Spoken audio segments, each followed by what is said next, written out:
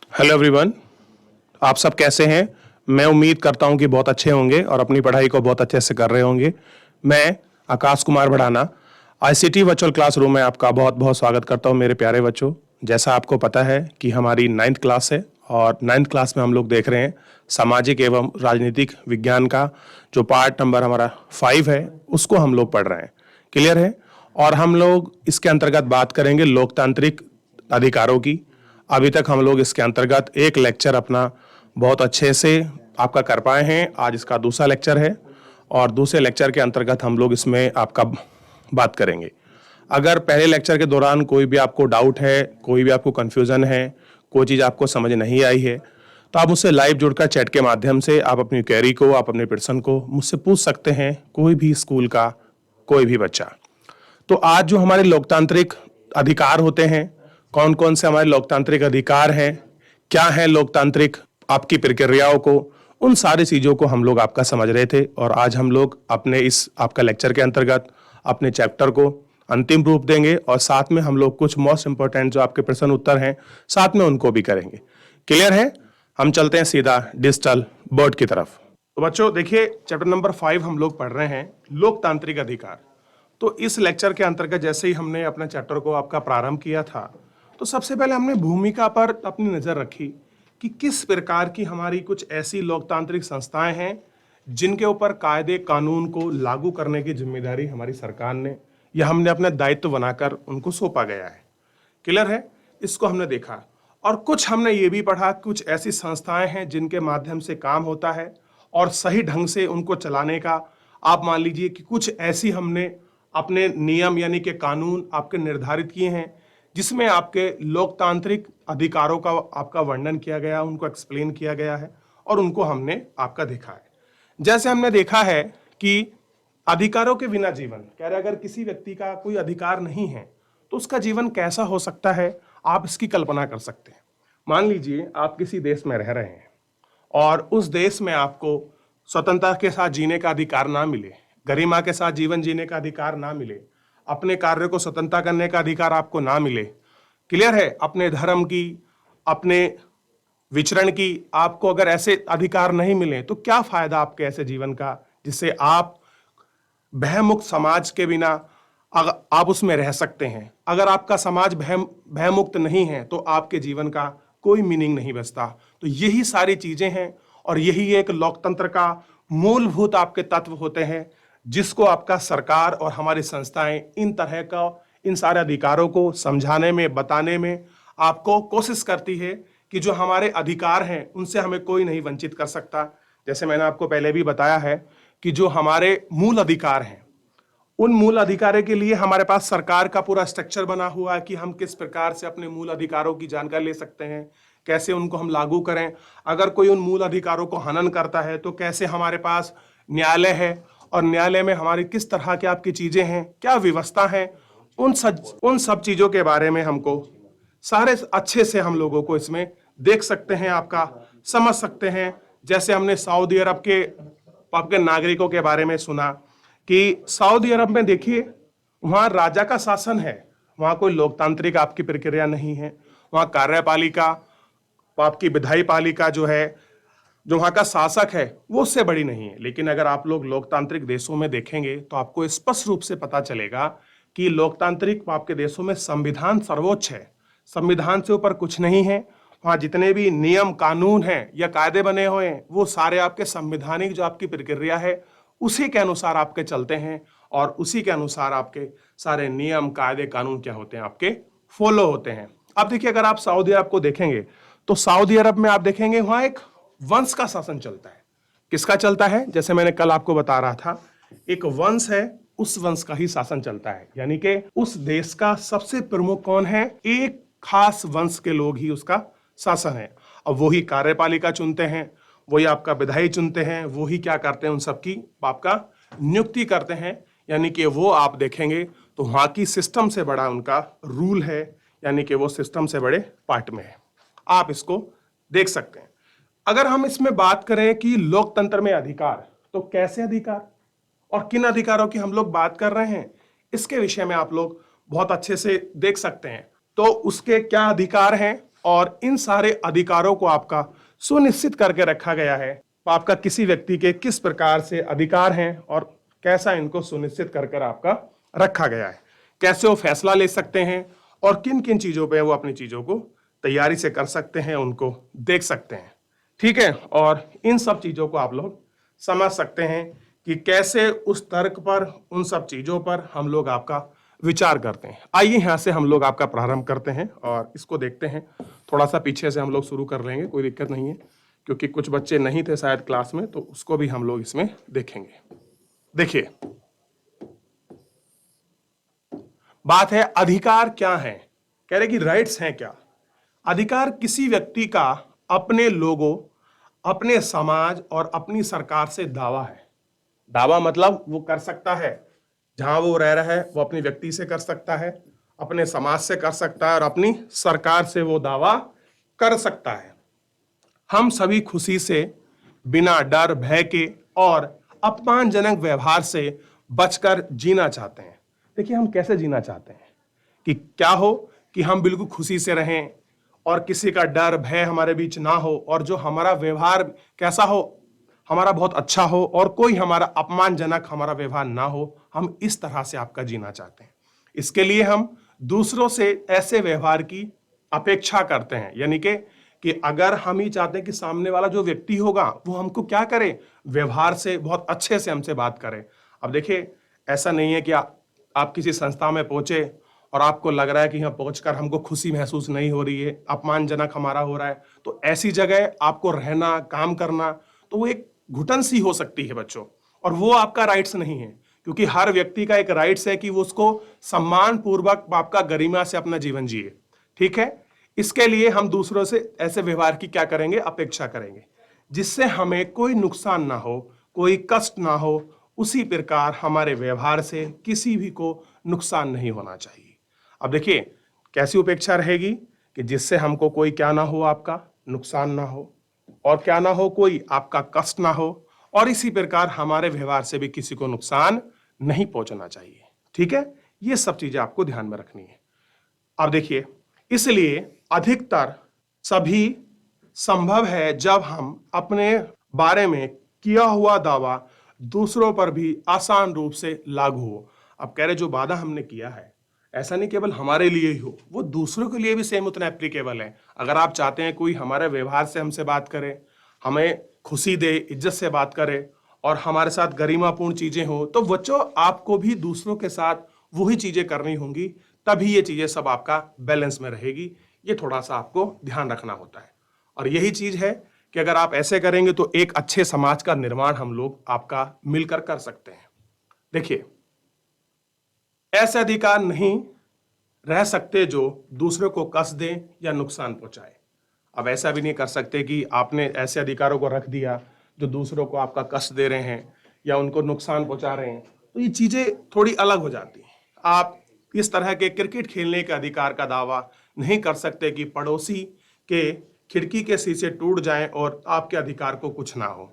अब देखिए, अगर आप मैच खेल रहे हैं, कितना अच्छा एग्जाम्पल देकर को आपको समझाया है कि आप मैच खेल रहे हैं और आपने अपनी बॉल से किसी पड़ोसी की खिड़की तोड़ दी और वो आपके पास आता है, तो आप ये नहीं कह सकते कि मेरे को तो क्रिकेट खेलने की अधिकार है। तो है बच्चों, लेकिन उस क्रिकेट खेलने के साथ आप किसी दूसरे व्यक्ति का नुकसान नहीं कर सकते। अगर आप ऐसा करते हैं तो वो ब्रेक है, वो क्या है, कानूनों का उल्लंघन है। ये अधिकार जरूर मिला है कि आप गेम खेल सकते हैं, आप अपना क्रिकेट मैच खेल सकते हैं, लेकिन उसके साथ आपको दूसरे के नुकसान का भी ध्यान रखना होगा। ठीक है, ये ध्यान रखिएगा।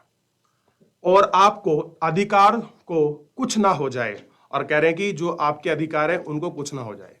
युगोस्लाविया के सब लोग पूरे देश पर सिर्फ अपना दावा नहीं कर सकते हैं, सो हम जो दावे करते हैं वे तार्किक भी होने चाहिए। अब देखिए, अगर आप किसी चीज पर कोई दावा कर रहे हैं कि ये चीज इसलिए है, ऐसा है, तो उस पर एक लॉजिकल क्या होना चाहिए, आपका तर्क होना चाहिए कि ऐसा क्यों हो। उसके लिए एक आपको प्रॉपर तर्क देना पड़ेगा, आपको प्रॉपर एक लॉजिक देना पड़ेगा, तभी चीज आपकी सही हो सकती है। वे ऐसे होने चाहिए कि हर एक किसी को समान मात्रा में दें और उन्हें दे पाने के लिए संभव हो। अब ऐसा नहीं है केवल एक ही व्यक्ति के लिए ये सब हो, बिल्कुल समान मात्रा में हो और सबके लिए हो। तो ही तो आप कह सकते हैं कि क्या केवल ये आपका मेरा अधिकार नहीं है, अपितु ये सबका अधिकार है, सबके लिए है। अगर आप इस तरह से करते हैं तो चीजें बहुत अच्छी भी होती हैं और आपका लॉजिकल भी है और सब कुछ बैलेंस बना रहेगा। तुम्हारे अधिकार भी सेफ रहेंगे और जो सामने वाला व्यक्ति है उसके भी सेफ रहेंगे। इस प्रकार हमें कोई भी अधिकार इस बाध्यता के साथ मिलता है कि हम दूसरों के अधिकार का आदर करें।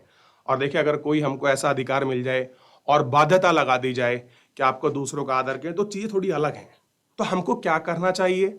अब देखिए, मैंने आपको पहले भी बताया है कि अधिकार में केवल ऐसा नहीं है केवल आपका ही है, सामने वाला कोई व्यक्ति है, कोई संस्था है, उसका भी बराबर अधिकार है और समान रूप से है, क्योंकि हमारे संविधान ने सबको समान माना है और कानून के नजर में सब व्यक्ति कैसे हैं? आपका समान है। ठीक है, आगे देखिए क्या कह रहे हैं। हम कुछ दावे कर देते तो सिर्फ इतने भारी वह हमारा अधिकार नहीं हो जाता, इसे उसे पूरे समाज में भी स्वीकृति मिलनी चाहिए। अब ऐसा नहीं कोई हमने दावा कर दिया कि इस तरह से चीजें हो, तो ऐसा नहीं।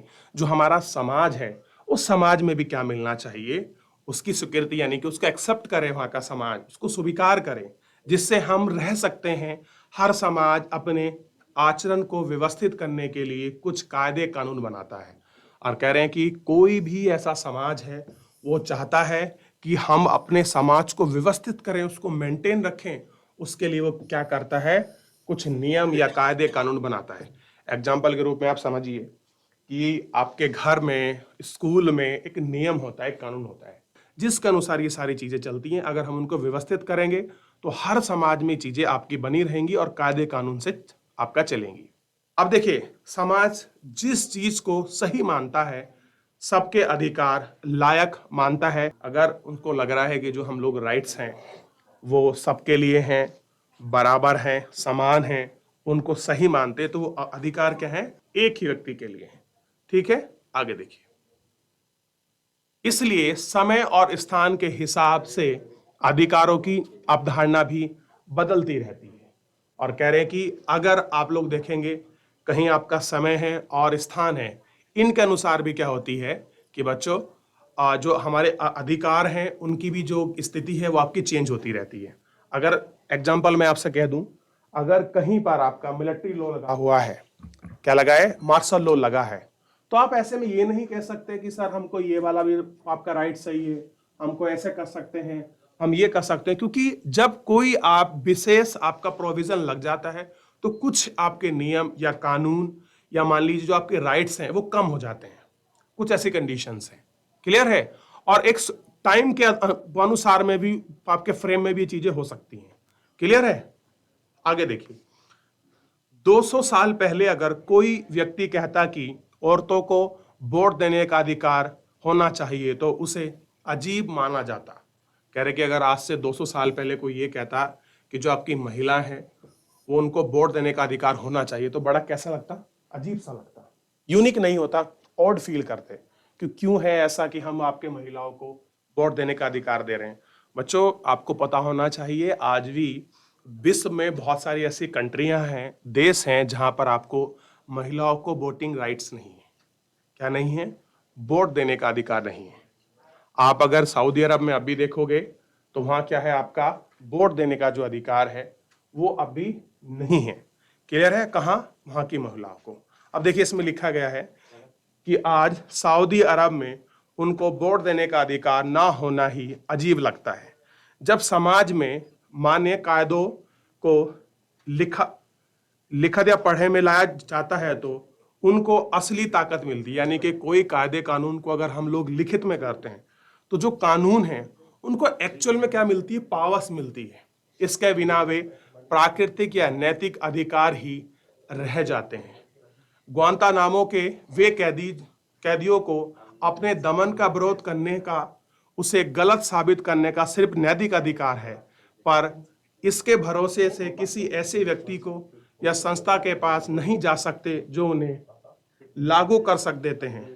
जब कानून कुछ दावों को मान्यता देते हैं तो कह रहे कुछ कानून हैं जो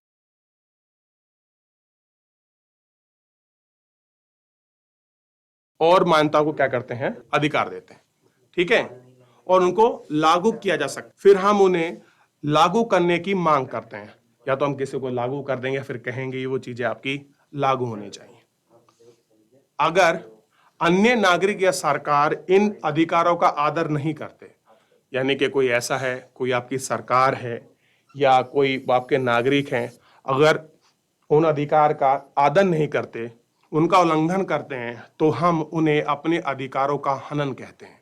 क्या कहते हैं कि जो राइट्स मिले हैं उनका क्या हो रहा है, आपका हनन हो रहा है। क्लियर है? मान लीजिए आप कहीं विचरण करना चाहते हैं, आप घूमना फिरना चाहते हैं, और वहां अगर उस पर पाबंदी लगा दी जाए तो आप क्या कहेंगे, ये तो हनन हो रहा है, मेरे राइट्स का कैसा है, हनन है, आपका वायलेशन है, क्योंकि मेरे को विचरण करने के लिए, घूमने के लिए वहां नहीं जाने दिया जा रहा है। ऐसी स्थिति में कोई भी नागरिक अदालत का दरवाजा खटखटा सकता है।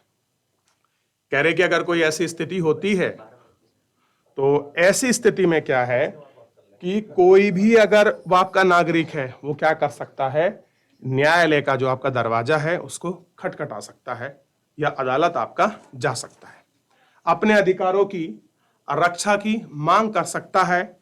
इसके लिए हम अगर किसी दावे को अधिकार कहते हैं तो उसमें 3 बुनियादी चीजें होनी चाहिए। अगर आप कहते हैं कि मेरा राइट्स है तो उसके लिए 3 बेसिक क्या है, आपकी स्ट्रक्चरल है, आप कहेंगे, या 3 बेस होने चाहिए, तब आप ये चीजें कहेंगे कि इस तरह से आपका अधिकार है। आइए उनको हम लोग वो आपका देखते हैं और उसको समझते हैं क्या चीजें हैं, किस तरह से हैं। अधिकार लोगों में तार्किक दावे हैं, इन्हें समाज से स्वीकृति और अदालतों द्वारा मान्यता मिलनी चाहिए। यानी कि जो आपके अधिकार हो वो तार्किक यानी लॉजिकल होने चाहिए, समाज उसको एक्सेप्ट करे, और समाज के साथ जो हमारी न्यायपालिका अदालत है वो उसको क्या दे, मान्यता दें, तो हम मान सकते हैं हाँ कि ये अधिकार वाकई में आपके लागू होने चाहिए या चीजें होनी चाहिए। अब देखिए, जिस तरह से कोई भी कानून बनता है तो सबसे पहले कानून हमारे संसद में जाता है। संसद के दोनों जो आपके सेशन है, आपका लोकसभा राज्यसभा, वहां से पास होने के बाद राष्ट्रपति के आपके सिग्नेचर के लिए जाता है, फिर उसके बाद न्यायिक समीक्षा में जाता है। क्या कोई जो ये कानून बना है कोई ऐसा प्रावधान तो नहीं, कोई ऐसा सेक्शन या कोई नियम कानून तो नहीं जो संविधान के मूल ढांचों का उल्लंघन करता हो या किसी के अधिकार का हनन करता हो, तो उसको क्या करती है, न्यायिक समीक्षा के बीच से उसको गुजरना पड़ता है। अगर वहां से गुजरेगा फिर उसको समाज में एप्लीकेबल किया जाता है, और अगर समाज में उसका एक व्यापक रूप से विरोध होता है तो सरकार कभी कभी अपने इस फैसले को वापस भी करती है, नहीं तो उसको लागू कराने की कोशिश करती है कि ये फैसले या ये आपके नियम कानून बने हैं और इनको लागू करा दिया जाए।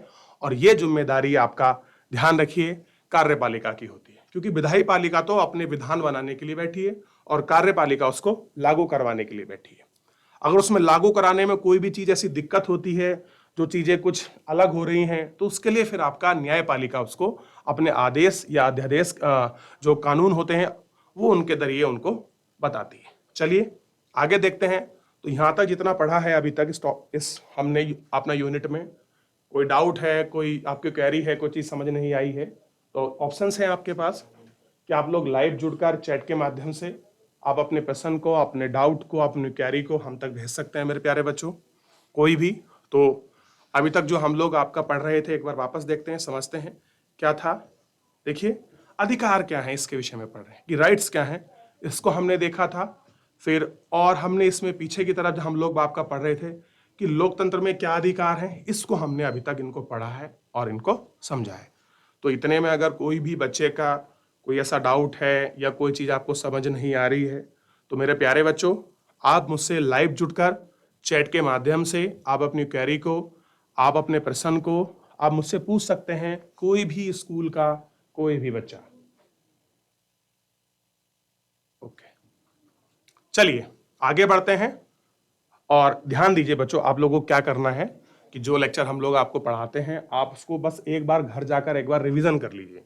जैसे मान लीजिए आज जो हमने चैप्टर पढ़ाया है तो आप उसको घर जाकर रिवीजन कर लेंगे, तो वो चैप्टर आपका जो चीज़ नहीं आएंगी आप उसको नेक्स्ट लेक्चर में आप अपना डाउट हमसे पूछ सकते हैं।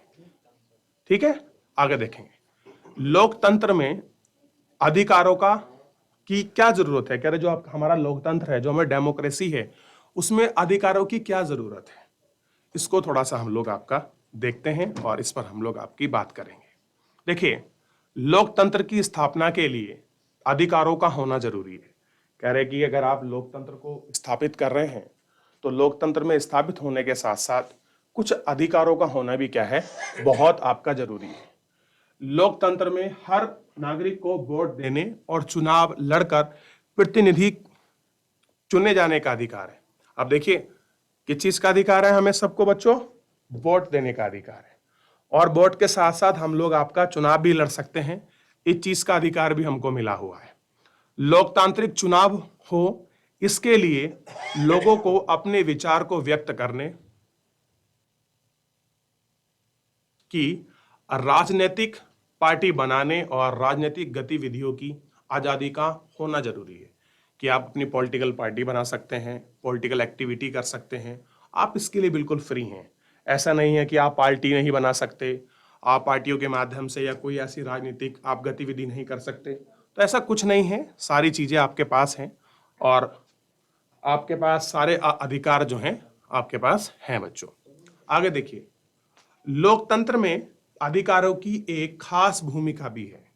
कह रहे जो लोकतंत्र है जो हमारा, इसमें लोगों के पास क्या है, एक अधिकार की एक खास भूमिका है। भूमिका मतलब समझिए कि एक बहुत बड़ा महत्व भी है।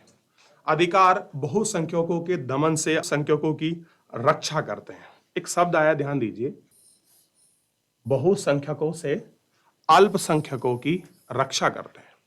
बहुसंख्यक मतलब कोई धर्म या जाति जो होती है बच्चों, जिसमें लोगों की संख्या बहुत अधिक हो और दूसरे जो वर्ग या समूह है, जाति, उसकी संख्या कम हो, हम उसको अल्पसंख्यक कह सकते हैं।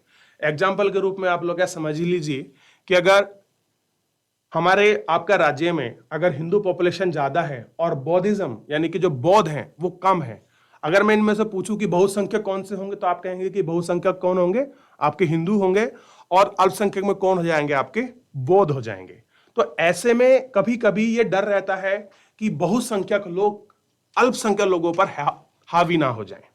हावी इन द सेंस कि उन पर अपना अधिकार ना जमाएं या आपका किसी प्रकार उनका हनन ना करें कोई चीजों का। तो इस प्रकार ये सारे राइट्स क्या हैं, हमारे जो हैं हमारे संविधान में आपका दिए हुए हैं। और हर एक जो भी आपकी डेमोक्रेसी है, ये अधिकार उसमें क्या होते हैं, आपके मिलते ही मिलते हैं बच्चों इस प्रकार, क्योंकि अल्पसंख्यक और बहुसंख्यक दोनों को क्या करा जाए, बिल्कुल बैलेंस रखा जाए। ये इस बात की व्यवस्था करते हैं कि बहुसंख्यक किसी लोकतांत्रिक व्यवस्था में मनमानी ना करें।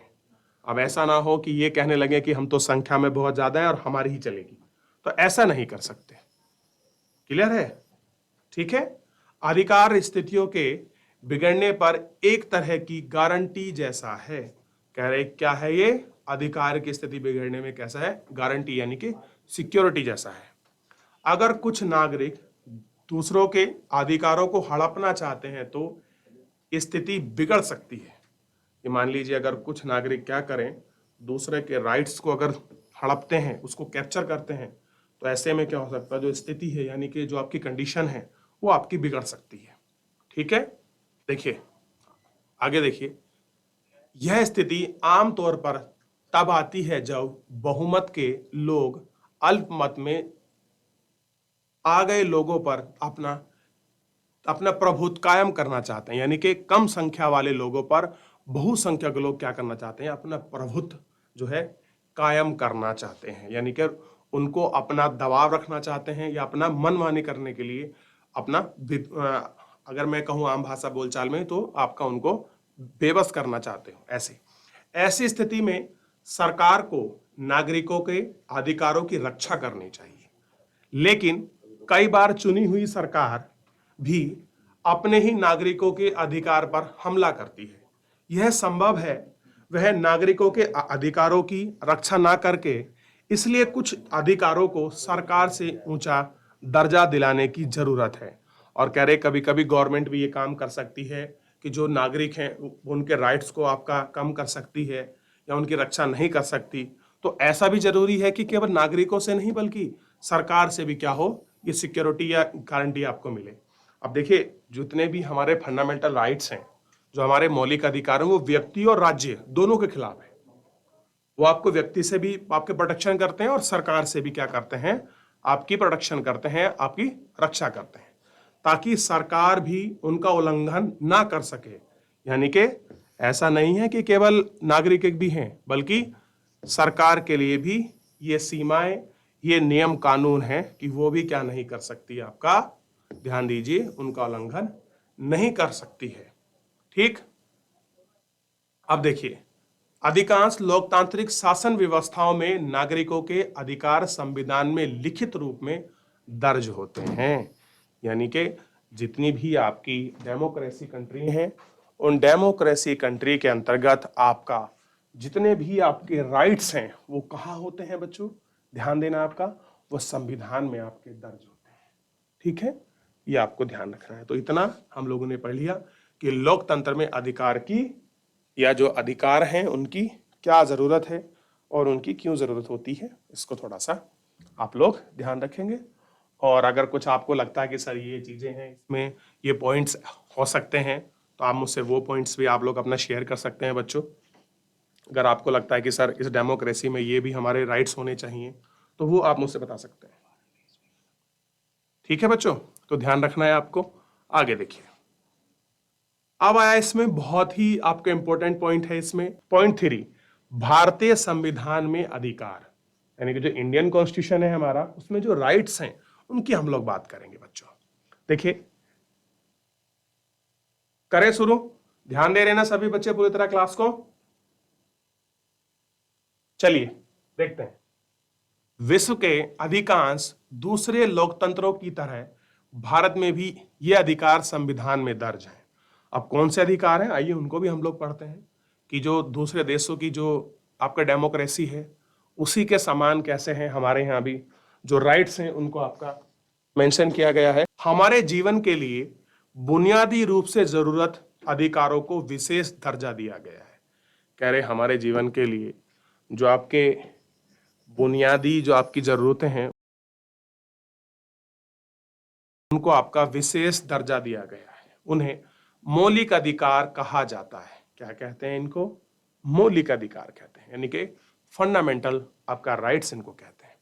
अध्याय 3 में हमने संविधान की प्रस्तावना पढ़ी है, याद है आपको, चैप्टर नंबर 3 क्या पढ़ा है हमने बच्चों, संविधान की प्रस्तावना। यह सभी नागरिकों को समानता, स्वतंत्रता और न्याय दिलाने की बात करता है। क्या कहती है कि सभी नागरिकों को क्या मिलेगी, समानता, यानी कि सब नागरिकों कैसे हैं, इक्वल हैं आपका। स्वतंत्रता है, कैसी स्वतंत्रता की हमने बात की थी, सामाजिक, आर्थिक और राजनीतिक, क्लियर है, ये भी मैंने आपको बताया था। और आपको न्याय में भी आपका मैंने आपको बताया था कि न्याय दिलाने का भी इसमें बात की गई है। मौलिक अधिकार इन वादों को व्यवहारिक रूप देते हैं। ये अधिकार भारत के संविधान की एक महत्वपूर्ण बुनियादी विशेषता है। क्या कह रहे हैं कि ये भारतीय संविधान की आपका बुनियादी क्या है, आपकी विशेषता है। आप जानते हैं कि हमारा संविधान 6 मौलिक अधिकार प्रदान करता है। कितने करता है बच्चों, 6 मौलिक अधिकार मैं आपको लिखवा चुका हूं, 6 के 6। जब मैं चैप्टर नंबर 3 पढ़ाया था उस टाइम भी मैंने आपको बताया था और लिखवाए थे पूरे। ठीक है, क्या आप इनमें बता सकते हैं कि एक आम नागरिक के लिए इन अधिकारों का ठीक ठीक क्या मतलब है। कह रहे बता सकते हैं कि जो हमको राइट्स मिले हैं, ये राइट्स एक आम आदमी के लिए क्या है और किस प्रकार से हो सकते हैं, या आप इनको समझा सकते हैं कि ठीक से मतलब क्या है। आइए एक एक करके हम इन पे क्या करते हैं, आपकी नजर डालते हैं, यानी कि इनको देखते हैं कि कौन कौन से क्या है। तो बच्चों ये आपको ध्यान रखना है, समानता का अधिकार। तो मैं ये कहूंगा कि आप एक बार थोड़ा सा घर पर जाकर एक बार इसको पढ़ लेंगे, तो फिर हम लोग समानता के अधिकार को और अच्छे से आपकी चर्चा करेंगे। और मैं चाहता हूं कि पूरा इनको एक लेक्चर में ही आपका कवर अप किया जाए।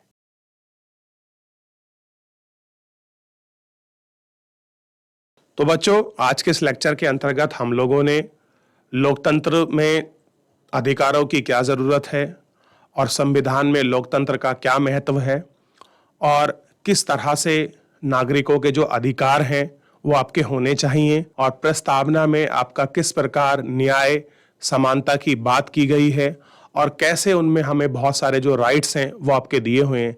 इन सभी पर हम लोगों ने अपने इस लेक्चर के अंतर्गत बहुत अच्छे से आपका बात की। एक एक करके अधिकारों को हमने समझा, 200 देशों के साथ हमने उसकी तुलना भी करी और उनको देखा। इसके दौरान जो हमने अभी तक अपना लेक्चर किया है, कोई भी चीज़ ऐसी है जो बच्चों आपको समझ नहीं आई है तो आप लोग लाइव जुड़कर चैट के माध्यम से आप अपनी क्वेरी को, आप अपने प्रश्न को हम तक पहुंचा सकते हैं, कोई भी स्कूल का कोई भी बच्चा। मैं उम्मीद करूंगा कि जिन बच्चों का आज डाउट नहीं है, कोई आपकी क्वेरी नहीं है, घर जाइए, एक बार घर जाके लेक्चर को रिवीजन करिए, आप लोग पढ़िए और पढ़ने के दौरान कोई चीज़ आपको समझ नहीं आती है, कोई आपको डाउट बनता है, कोई आपको क्वेरी आती है, तो हम लोग कल लेक्चर आपका प्रारंभ करने के बाद हम उन सब बच्चों का आपका डाउट्स लेंगे जिनकी कोई भी आपकी क्वेरी है। माध्यम आपको पता है कि आप लाइव जुड़कर और चैट के माध्यम से आप अपनी क्वेरी को, आप अपने प्रश्न को मुझ तक भेज सकते हैं। तो बच्चों, आज के लिए इतना ही, मिलते हैं नेक्स्ट लेक्चर में। तब तक के लिए अपना ध्यान रखिए, स्वस्थ रहिए, अपनी पढ़ाई को बहुत अच्छे से करते रहिए। मुझसे जुड़ने के लिए आपका बहुत बहुत धन्यवाद मेरे प्यारे बच्चों।